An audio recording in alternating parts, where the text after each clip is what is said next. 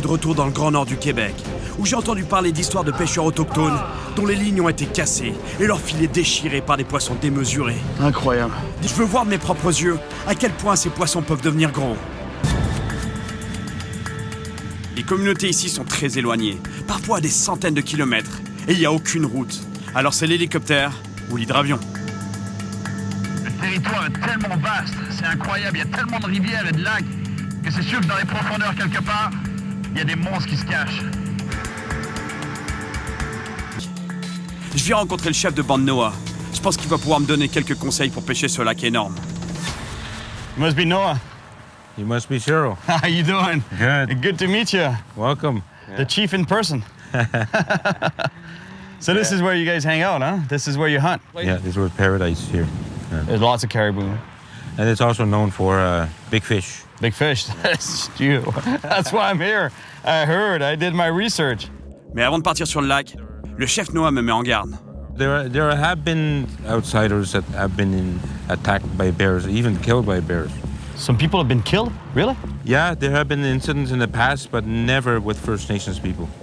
Pour vraiment me convaincre de faire attention, Noah me montre un quad sur lequel un ours s'est acharné. Broken in by the bear and basically destroyed it. What do you mean it destroyed it? Did it bit through this? Bit through this, ripped out the chair. The chair. Wow. Oh, Noah, I hope I can make it through the woods alive. You will, if you listen to everything I said. Yeah.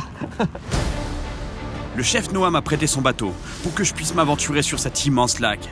Mais c'est ça qui va être le défi justement, c'est de trouver des poissons dans un plan d'eau aussi grand. En plus, je peux pas aller très vite parce qu'il faut que je fasse gaffe. Il peut y avoir des énormes rochers en plein milieu du lac.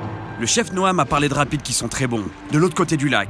Mais naviguer sur cet énorme plan d'eau, c'est pas évident. Et le vent s'est levé d'un coup, c'est violent sur le lac.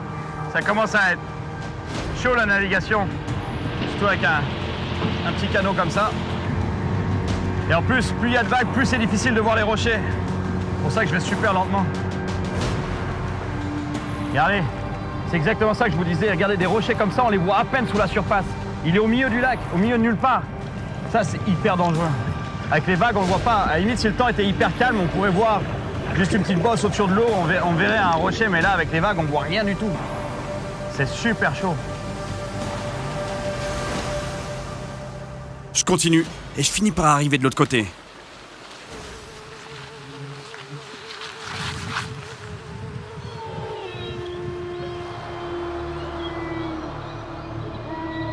Hey, c'est des loups.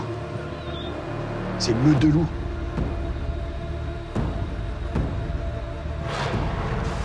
J'arrive enfin en bas des rapides. Il y a l'air d'y avoir une grosse fosse profonde.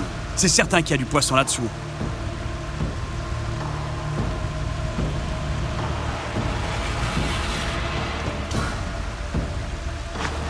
Non, fais jamais. C'est une petite grise.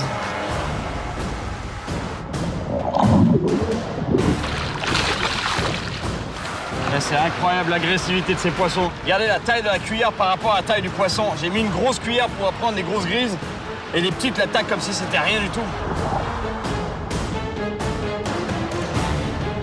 Oh, jaune. C'est une autre petite grise. Il y a tellement de touladis ici qu'ils se battent carrément pour prendre mon leurre.